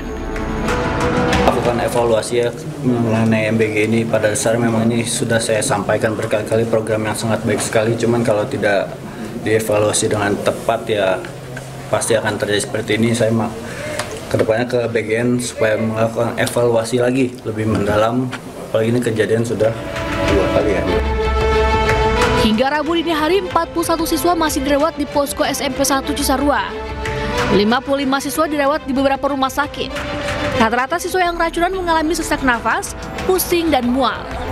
Meski jumlah korban mencapai 161 orang, namun pemerintah Kabupaten Bandung Barat belum menetapkan kejadian luar biasa. Dari Bandung Barat, Yuwono Wahyu, iNews melaporkan.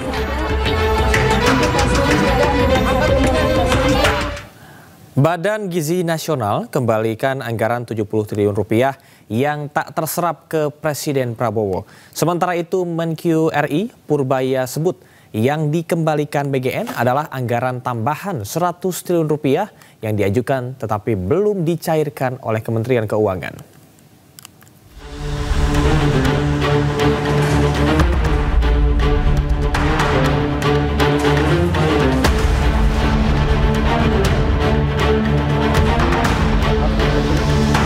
Menteri Keuangan Republik Indonesia Purbaya Yudi Sadewa belum menerima laporan terkait pengembalian dana 70 triliun rupiah program makan bergizi gratis oleh Badan Gizi Nasional kepada Presiden Prabowo Subianto.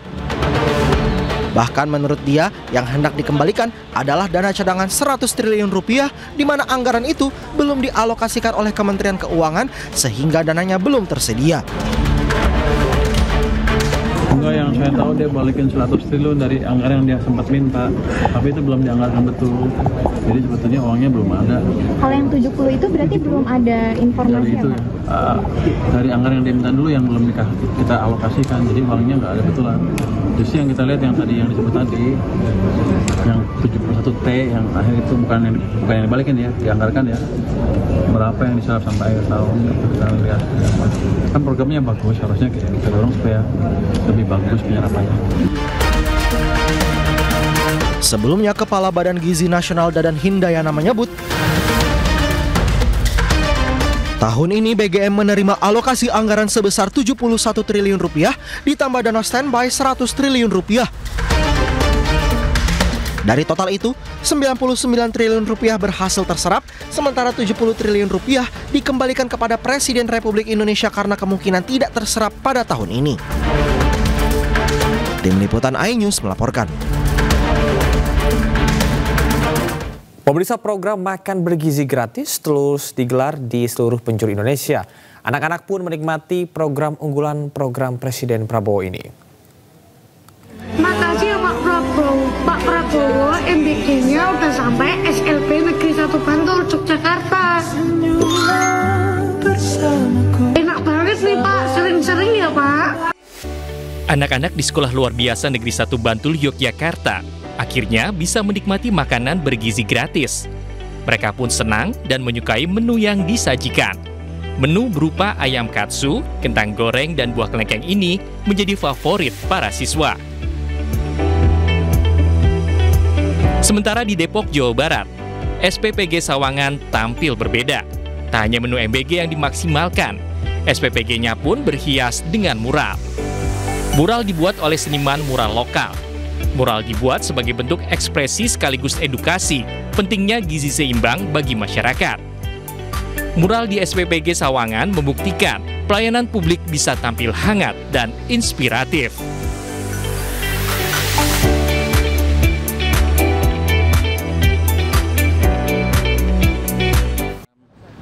Termasuk tadi ada pemilihan komite independen untuk Danantara sudah putus cepat. Jadi rapatnya berlangsung bagus sekali, terbuka. Saya tanya macam-macam, mereka jawab macam-macam juga. Jadi harusnya sih ke depan akan lebih baik karena mereka tahu kita pengawasi dengan betul. Mungkin lebih spesifik Pak ya? Bus ada pembahasan, tapi mereka bilang mereka akan pelajari lagi seperti apa. Mereka ngotot aja. Arahnya kemana sih Pak? Arah solusinya Bapak terkait dengan kereta cepat ini lebih baik diinjeksi dari Danantara aja, tidak pakai APBN, sudah disampaikan langsung dari Bapak Rosan ya? Sudah saya sampaikan, kenapa? Karena kan Danantara terima dividen dari BUMN kan hampir 90 triliun, 80 triliun, hampir 90 triliun lah. Itu cukup untuk nutup yang 2 triliun bayaran tahunan untuk kereta api cepat. Dan saya yakin uangnya juga setiap tahun akan lebih banyak di situ. Sekian puluh triliun akan lebih, dan sebagian katanya akan ditaruh di obligasi punya saya lagi, pemerintah lagi. Saya tadi sempat kritik, kalau Anda taruh obligasi segitu banyak di pemerintah, keahlian Anda apa? Tapi mereka bilang ini kan hanya 3 bulan terakhir ini karena nggak sempat kan untuk buat proyek.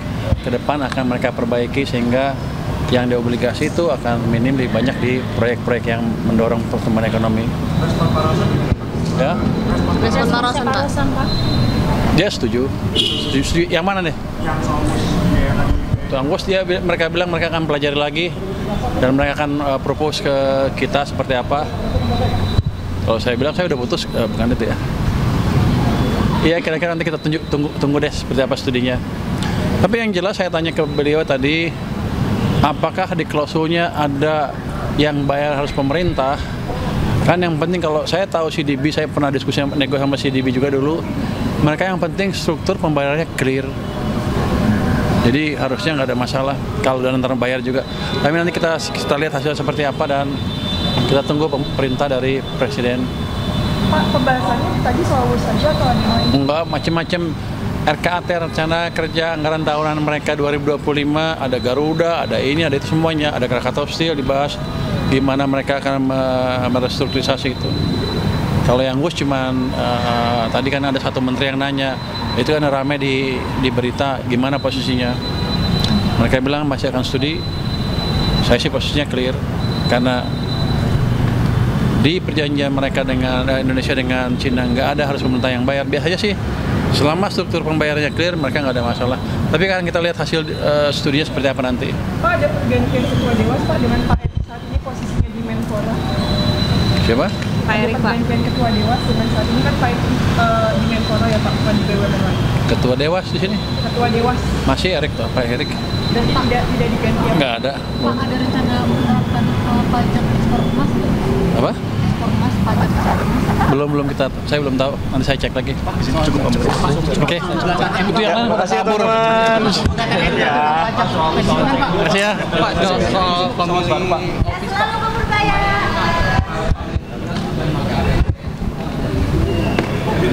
Maaf ya tadi.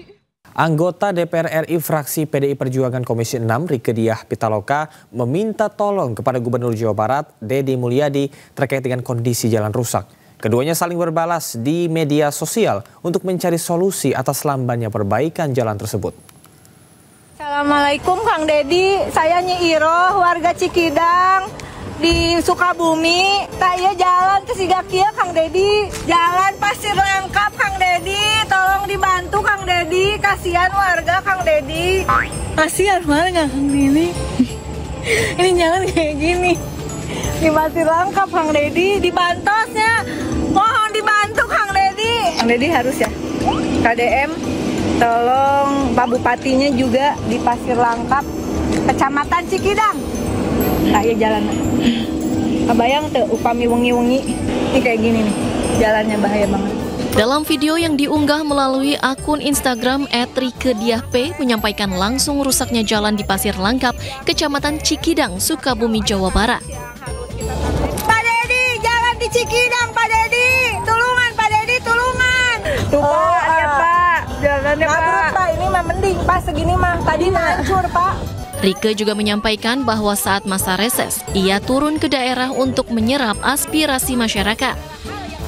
Unggahan itu kemudian ditanggapi langsung Gubernur Jawa Barat, Deddy Mulyadi, melalui akun Instagramnya @deddymulyadi71 dan mengatakan pihaknya akan berkoordinasi dengan Bupati setempat untuk segera mendapat prioritas. Sukabumi itu kabupaten yang sering sekali dibantu oleh provinsi. Dari mulai jalan, bangunan rumah, masyarakat yang bermasalah. Itu jalan Cikidang itu masuknya jalan apa? Jalan kabupaten apa jalan provinsi? Rarasaan mah itu jalan kabupaten. Kelihatannya tanahnya tanah perhutani. Ya nanti kita koordinasi sama bupatinya itu untuk segera mendapat prioritas. Mohon dibantu Kang Dedi. Hal ini menjadi kolaborasi antara anggota DPR RI dengan Gubernur Jawa Barat untuk mencari solusi atas lambannya perbaikan Jalan Pasir Langkap di Kecamatan Cikidang, Sukabumi. Ini kayak gini nih, jalannya bahaya banget. Jalan ke Sigakia Kang Dedi. Seorang warga berusia 52 tahun asal Kecamatan Sobang, Kabupaten Pandeglang, Banten, terpaksa ditandu sejauh 10 km untuk menuju puskesmas setempat. Warga terpaksa memandu lansia yang sakit lantaran kondisi jalan yang rusak parah dan tidak bisa dilalui oleh kendaraan, baik motor maupun mobil.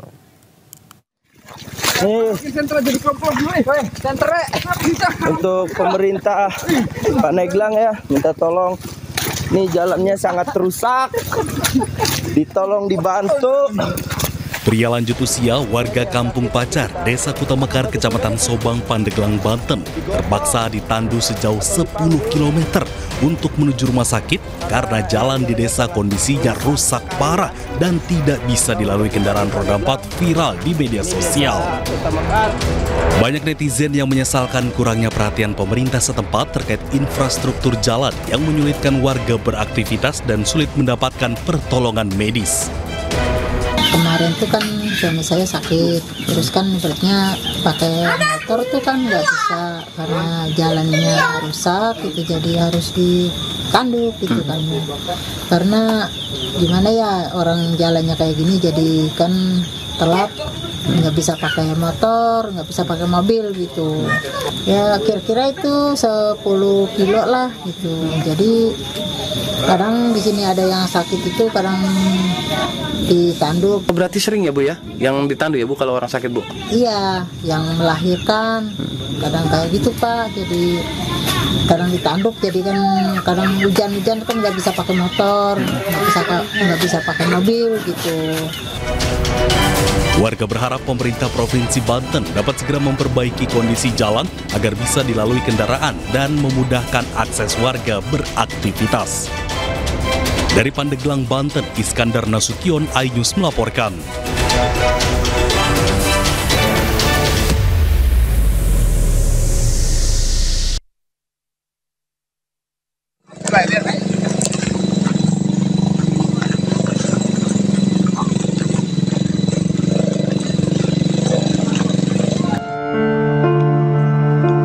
Seorang wanita hamil yang hendak melahirkan di Dusun Cindako, Desa Bontosamba, Kecamatan Tompo Bulu, Kabupaten Maros, Sulawesi Selatan, harus ditandu sejauh 7 km menuju Puskesmas Tompo Bulu agar mendapatkan penanganan persalinan.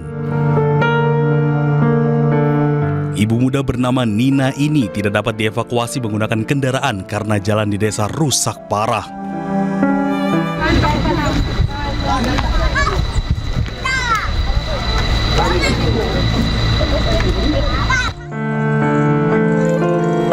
Warga pun saling bergantian memikul hingga ke tempat yang bisa dilalui kendaraan. Buruknya jalan di wilayah ini sudah puluhan tahun terjadi dan belum tersentuh oleh pembangunan kabupaten. Kepala desa setempat berharap segera ada perbaikan infrastruktur di desa Cindako dari pemerintah kabupaten.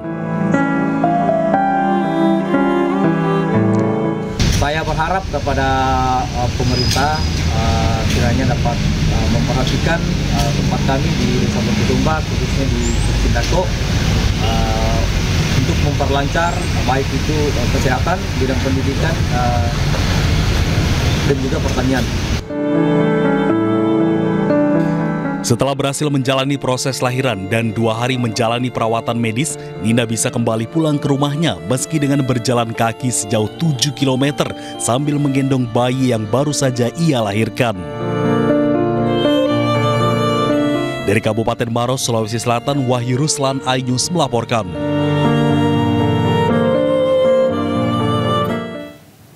Proyek kereta cepat Jakarta-Bandung meninggalkan utang fantastis hingga 116 triliun rupiah. Dan antara putar otak membayar utang tersebut lantaran Menteri Keuangan enggan menggunakan APBN untuk melunasi utang tersebut.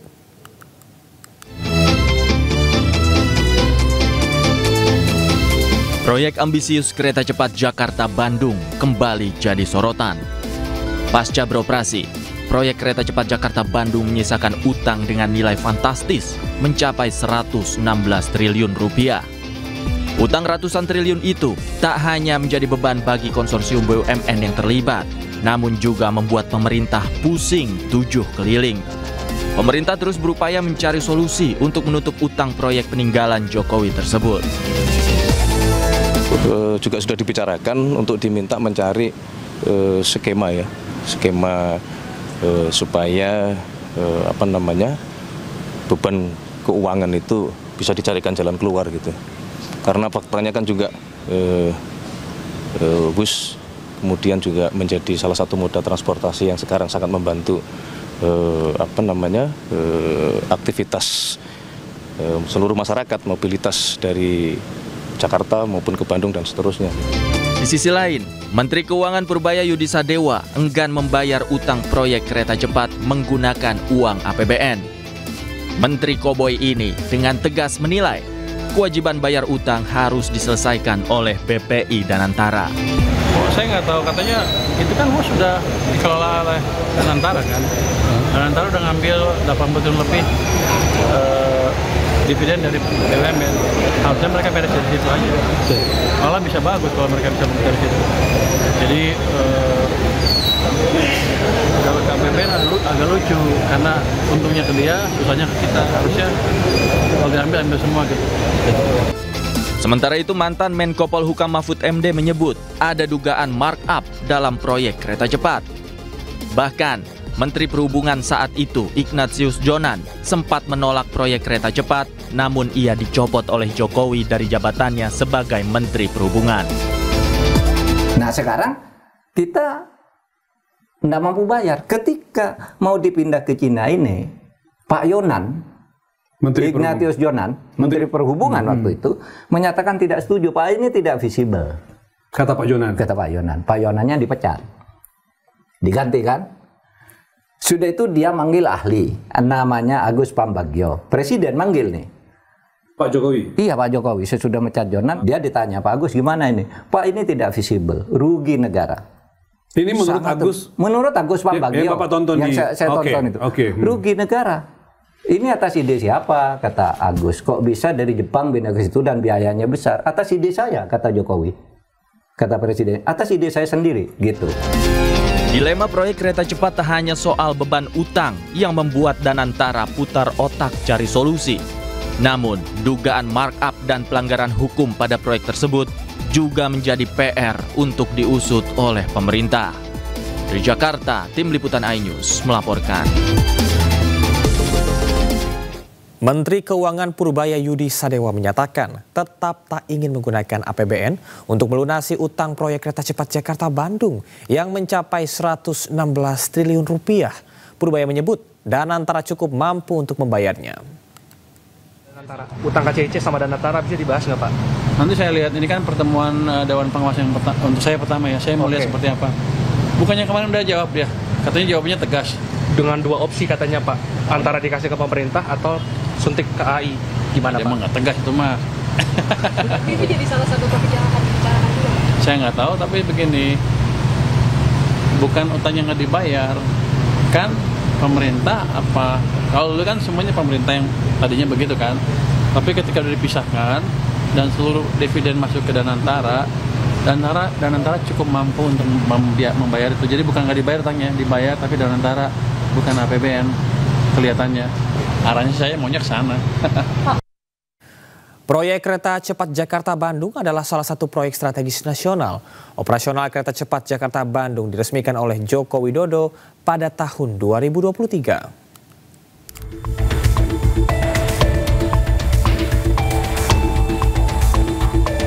Bulan Oktober 2025 ini menjadi tahun kedua operasional kereta cepat Jakarta-Bandung Wush.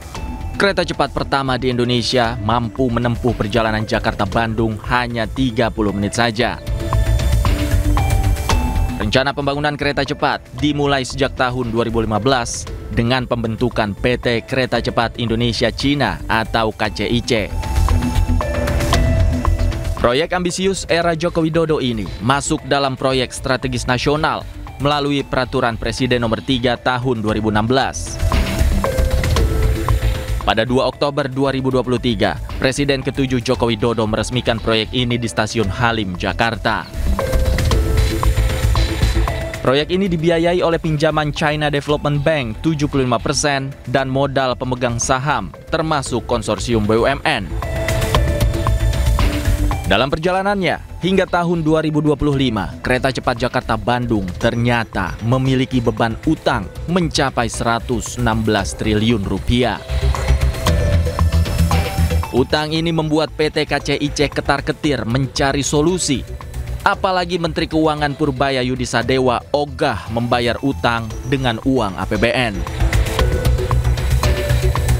Hal itu membuat BPI Danantara putar otak mencari skema lain untuk meringankan beban utang yang ada pada kereta cepat Jakarta-Bandung.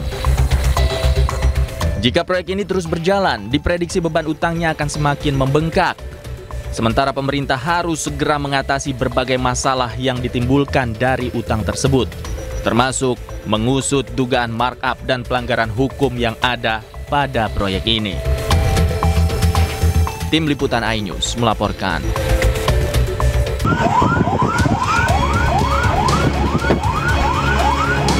Sebuah minibus hangus terbakar di jalur B kilometer 158 Tol Cisumdawu dari arah Sumedang menuju Bandung, Jawa Barat.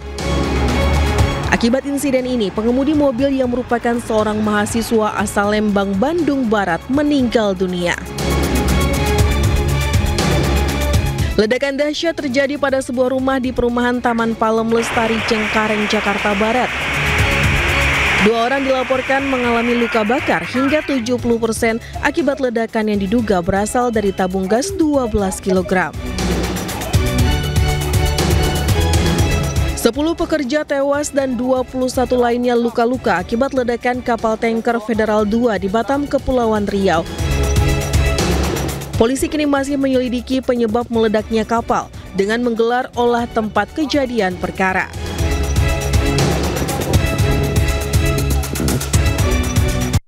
KPK mengirim Satgas ke Jawa Timur untuk mengungkap kasus dugaan korupsi kuota haji. Salah satu yang akan diperiksa adalah Biro Haji di Jawa Timur.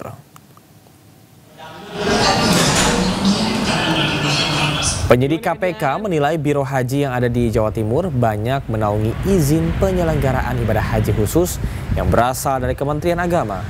Hal tersebut membuat KPK mengirim Satgas ke wilayah Jawa Timur untuk menyelidiki lebih dalam. Pemeriksaan tersebut dilakukan dalam rangka mengusut dugaan korupsi kuota haji di Kementerian Agama. Gimana Kak Dian?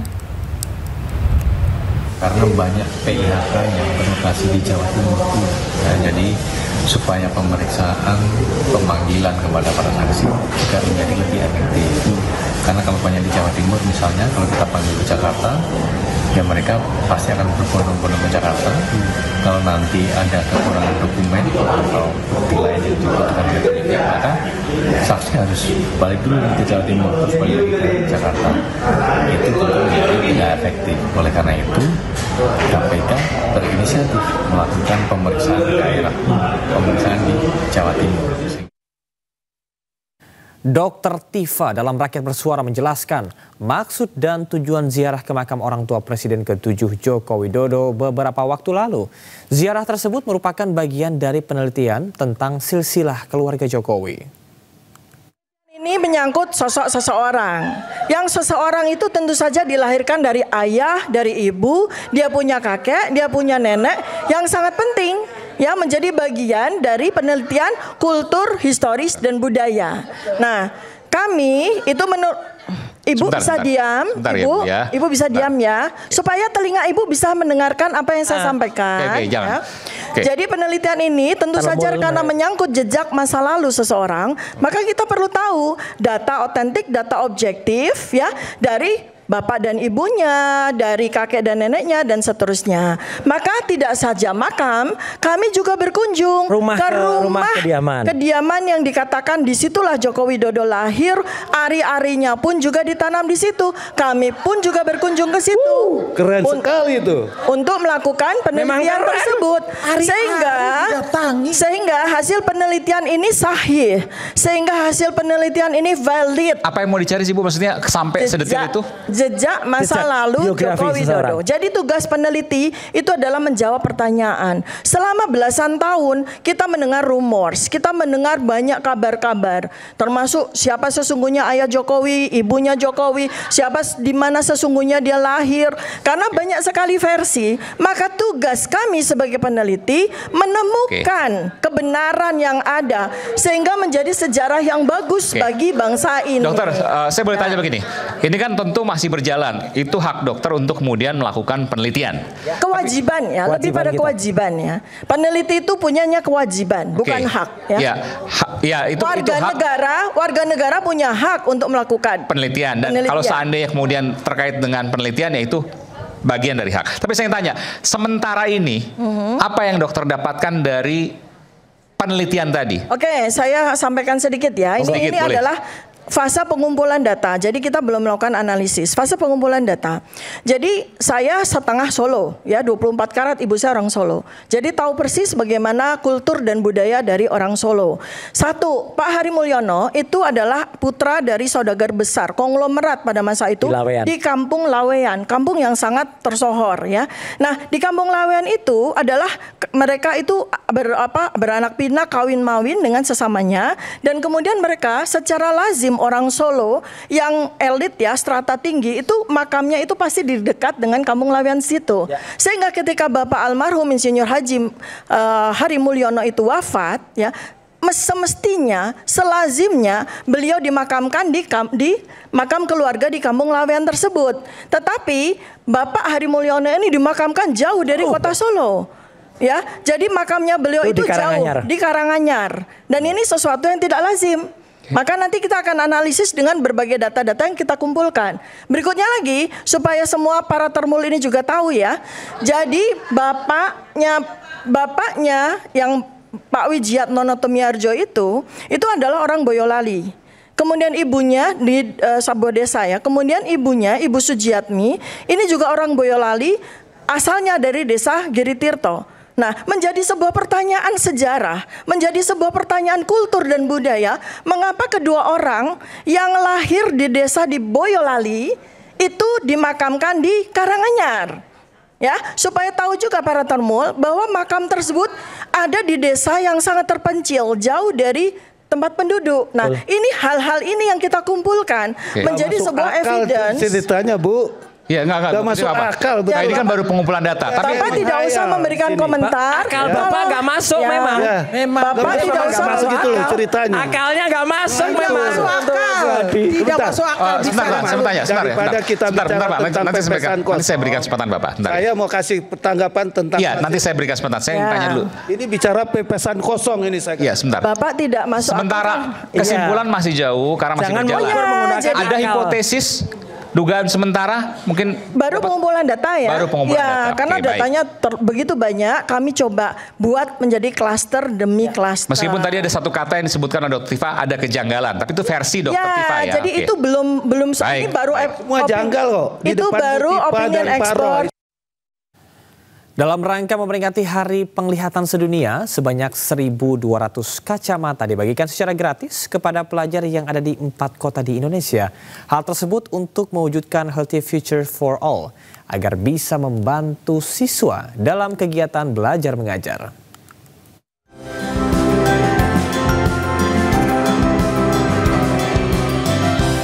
Program Rohto Peduli kali ini digelar di SMP Negeri 32 Cipondoh, Kota Tangerang, Banten. Dalam sambutannya, Kepala Sekolah SMP Negeri 32 mengaku senang karena sekolah yang dipimpinnya menjadi tempat program Rohto Peduli kali ini. Tak hanya kepala sekolah, pelajar pun antusias dengan program Rohto Peduli yang berkolaborasi dengan Optik Good Eyes dan Bank Resona Perdanian. Mukdaya Masidi, Presiden Direktur PT Rohto Laboratories Indonesia, mengatakan ini merupakan kegiatan yang keempat kalinya sejak tahun 2022. Sejalan dengan komitmen untuk mewujudkan A Healthy Future for All, 1.200 kacamata dibagikan secara gratis kepada para pelajar. Program yang memang menjadi komitmen dari kami, filosofi dari Rohto Group, untuk memberikan kontribusi yang lebih nyata ke masyarakat, terutama khususnya di masalah kesehatan mata. Jadi kami melakukan pemeriksaan mata, juga edukasi mengenai kesehatan mata. Setelah itu kami melakukan pembagian kacamata gratis. Jadi melakukan boleh dibilang identifikasi ya, penyisiran. Akhirnya kita tahu siswa mana saja yang memang membutuhkan alat bantu penglihatan berupa kacamata. Sementara itu Purnama Sidi Jaya Prawira, Presiden Direktur Optik Good Eyes, mengatakan akan terus menjadi mitra PT Rohto dalam kegiatan Rohto Peduli agar bisa membantu siswa dalam kegiatan belajar mengajar. Kita ada tahun ini ada di 4 kota, Lampung, Tangerang, Jogja, dan Solo dengan pembagian 1.200 kacamata. Ya, kita keliling mereka dengan tanpa lelah. Ada 12 sekolah yang kita kelilingi. Semuanya lancar tahun ini, aman. Program CSR Rohto Peduli ini sekaligus dalam rangka memperingati Hari Penglihatan Sedunia. Dari Tangerang, Banten, Sukron, iNews melaporkan.